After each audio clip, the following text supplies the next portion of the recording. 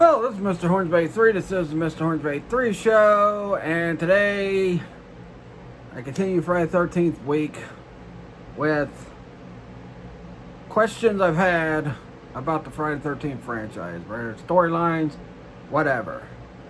Now, if you noticed, yesterday the problems with the Friday the 13th franchise went up on YouTube because I did the video Monday. But for whatever reason, the frickin' thing was acting up Monday. So I deleted the upload. I was like, you know what, I'll just upload it the next day. So I uploaded it yesterday. So that video was done Monday. It was not done yesterday, it was done Monday. And there was no wrestling figure build yesterday because of the frickin' fact that I had to upload the video from Monday to tomorrow. I was going to do it earlier in the day, but my phone was drained by the time I got down there. By the time I got back home, so I don't know. It'll be back next week. I'm going to have a contract signed between Bret Hart and Goldberg. We're going to hear from Stone Cold Steve Austin. We're going to have a face-to-face interview with Chris Jericho and Undertaker. And we're going to hear from the All-American Lex Luger in regard to the next wrestling figure event, if it happens. So anyway, with all that out of the way, now that I got all that out of the way, I also want to thank my new subscriber, Puddin, I think that's her name, Puddin, for subscribing to my YouTube channel. Alright, now let's get to questions I have about Friday the 13th. And I kind of touched on it in the video that I did Monday. I got uploaded yesterday. So, first question is, which one of Jason's parents had more kids? Now, more than likely, I'm going to say it was Elias, because he wasn't in the life of Jason. Jason's mom went psycho and started killing everybody, so if she had other kids, then it would be crazy to hear that their mom went on a killing spree. Alright, so that's my first question. Next question. And I kind of touched on this the other day too. Why did Roy not find a way to kill Vic? Vic's the one that killed Shelly, or not Shelly, Joey. Vic's the one that killed his son brutally, and he didn't even attempt to kill Vic. So, I don't know. I just don't get it. Alright. Next question is, what happened to all the people that had an encounter with Jason outside of Tommy Jarvis? We all know what happens to Tommy Jarvis. Between the freaking movies, between the freaking video game that I just played last Friday, between all that, we already know what happened to Tommy Jarvis. But what happened to the other people that Jason was after throughout the franchise? What happened to Chris? What happened to Jenny? What happened to Tommy's sister? What happened to Tina and Mark? What happened to Rennie and her boyfriend?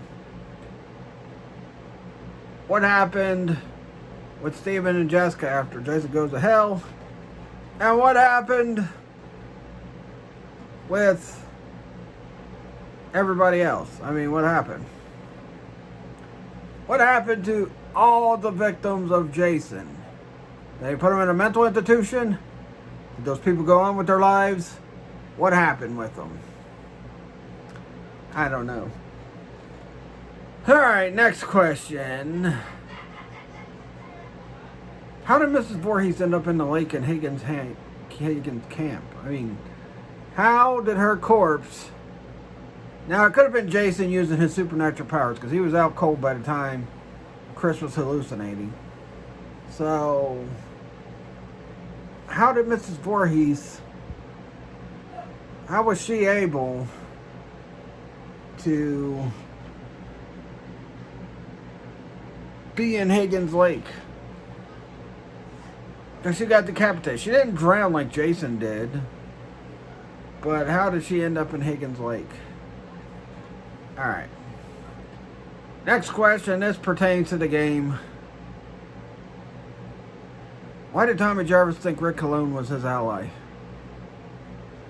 If you listen to the Tommy tapes on a Friday 13th game, the current one, you know that Tommy was talking to a counselor, and he was telling the counselor that, if you don't believe me, asked Sheriff Rick Colon. So why did Tommy think his ally was Rick Colon? Which we find out in Everhigh Colon he still wasn't his ally. So that's, I don't know. Speaking of Tommy, what happened with Tommy and Megan? You think they live happily ever after, and probably be married and have kids by now, but never hike alone, never hike in the snow, and frickin' show that Tommy's still after Jason. Never Hike Alone 2 shows that, well, Tommy's a paramedic in the first Never Hike Alone. He's not in there till the end, but why did what happened with Tommy and Megan? They seemed like they were going to be a good couple. They're going to be married, and but like I said, in Never Hike Alone, Never Hike in the Snow, and Never Hike Alone 2, Tommy has no family. In fact, I think he was in love with the main chick from Never Hike Alone 2.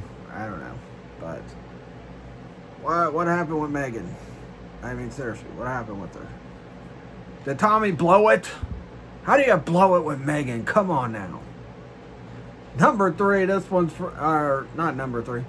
This next one is from Jason Goes to Hell. Because I'm still bedazzled by this. How in the world did Steven end up with Jessica? I mean, seriously. How in the world did Steven end up with Jessica? I don't know.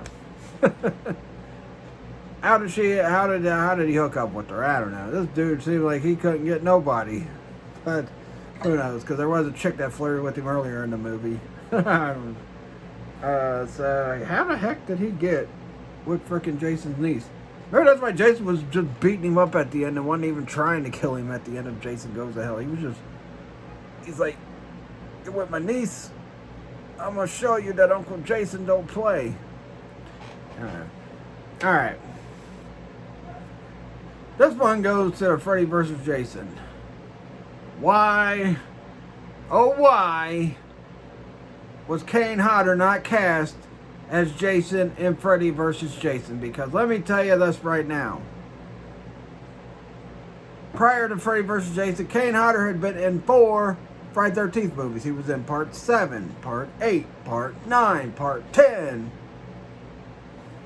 And you didn't freaking cast him. You felt like he was too boring as Jason. So you cast someone else. I don't know. Kane Hodder should have been the one to take on Freddy Krueger in Freddy vs. Jason. But that didn't happen. So anyway, yeah. Whatever. Next one. If Jason was dead, supposed to be dead in the events of Part 3, how in the world was he able to find Chris? Now, I've talked about this. I've done theories on this. I've done all kinds of stuff talking about this. But how was he able to find... How was he alive during the time? Because I think that happened like 2 or 3 years ago in the story of Friday 13th Part 3 that Chris said Jason tried to attack her. Jason was supposedly dead at that point. And he's attacking Chris? How's that possible? Alright. The next question. Also got to do with Jason Goes to Hell. Why did Mrs. Voorhees use the Necronomicon Necronomicon, to bring back Jason. Honestly, I don't think he did. Because to be quite honest with you, how was she able to bring him back when she didn't even know he was alive in the first movie? She thought he was dead. That's what the whole purpose of her vengeance was, because she thought Jason was dead. So I think Elias had something to do with Jason being brought back to life. Next one. We're going back to part 5. Who convinced Roy to dress up like Jason and kill people? Was it the ghost, the dream sequence Jason? Or was it someone else? Maybe it was Jason's siblings. I don't know. But who convinced Roy to dress up like Jason to kill everybody? That's a question we never got answered. Because I think Roy, yeah, he was upset about Joey being killed. But apparently he didn't give a crap about Joey, because he didn't kill Vic. And he kind of ditched Joey. So I don't know how in the world, how he came up with the idea to dress up like Jason. Did he go on the myths? I know they said they showed at the end he had like some newspaper clippings and all that stuff of Jason Voorhees and all that. But honestly, I mean, that's not enough to send somebody into a mode like that. Alright. Next up. Also part 5. Was dream sequence Jason trying to haunt Tommy? Or was he trying to convince Tommy to be the next Jason? And we really didn't get no answer to that, ever. You know, was Jason playing with Tommy's head to convince Tommy to become the next Jason? We don't know. But apparently that might have been the case. And another one for part 5. Did he kill Pam? Now, I think the Tommy tapes in the game kind of cleared that up. Said he nearly did, but he didn't. He got stopped. Or he stopped himself. So, I'm guessing Pam's still alive. I don't know what she's doing. She probably raised Reggie or something like that. Who knows? But, why did Jason... I mean, what was Green Sequestration trying to do? And did Tommy kill Pam? Apparently not. Apparently either she convinced him to stop, or he stopped himself. I don't know. Friday the 13th. Let's get into part 4. Did Trish go live with their dad? Or did they put her in some kind of institutions? We know Tommy got sent to institutions, but we don't know what happened with Trish. So, did she get sent to institutions, or did she just go live with their dad? I don't know. I'm pretty sure she got to live with her dad. I talked about it in the freaking video Monday. Next one.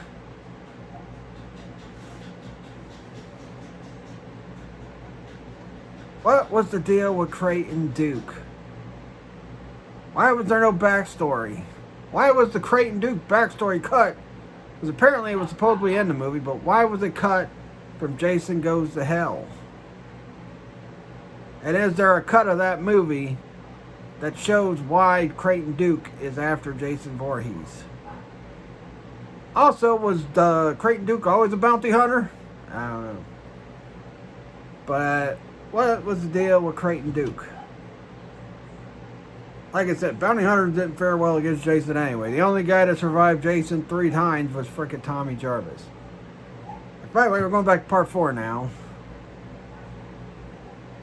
Why was Jason confused by Tommy disguising himself as him?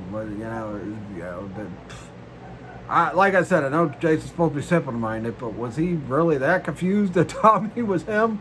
Did he really think Tommy was him? But then again, he thought freaking Jenny was his mom. So, I don't know. But, why was he freaking, why was he so confused by Tommy disguising himself as him? I don't know. Alright. This one's Freddy versus Jason again. So, how did Freddy Krueger find out about Jason Voorhees? Now, I know at the end of Jason Goes to Hell, Freddy's claw came up, yada, yada, yada, yada. But how did Freddy find Jason? I mean, seriously. Because part of that, Freddy had never had any knowledge of anybody else. So, I don't know how Freddy Krueger knew about Jason. Alright, this one, Jason X. How did they catch Jason in Jason X the first time? How was he captured? I mean, it made no sense. I mean, it didn't make any difference anyway, because he ended up getting loose to killing people anyway. But how did they capture Jason in part in Jason X? I think they explained it. They might have, but I don't know.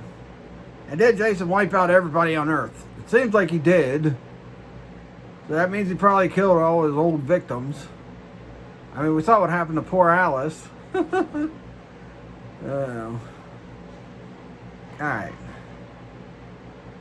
Here's a question that I'm pretty sure a lot of people are going to ask. If Jason was still alive at the time his mom was killed, now apparently Jason must have found out afterwards, but if he was still alive, why did he not seek out his mom?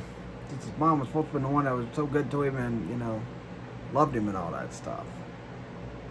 I don't know.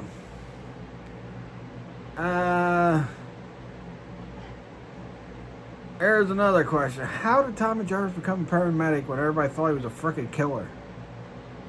And he spent most of his time in freaking mental wards. I don't know.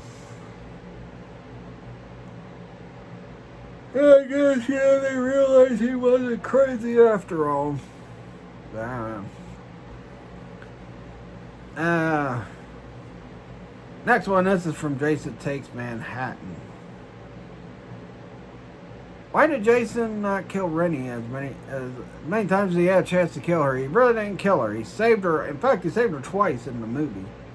Now, he did try to kill her toward, like, completely at the end. But prior to that, Jason wasn't trying to kill her. He had a chance to kill her when Charles pushed her into the lake. But he didn't kill her then. And supposedly Charles saved her. And he had a chance to kill her when those frickin' gangsters drugged her. So, I don't know. Did Jason like Rennie the way he liked Chris? I don't know. Maybe he did. Because he didn't kill her. Speaking of Chris, how did Chris's parents get Jason to get off of Chris? How did they save Chris from Jason? Because in all likelihood, Jason wanted to. He could wipe out Chris's parents with no problem and then kill Chris herself. So, how in the world did her parents save her?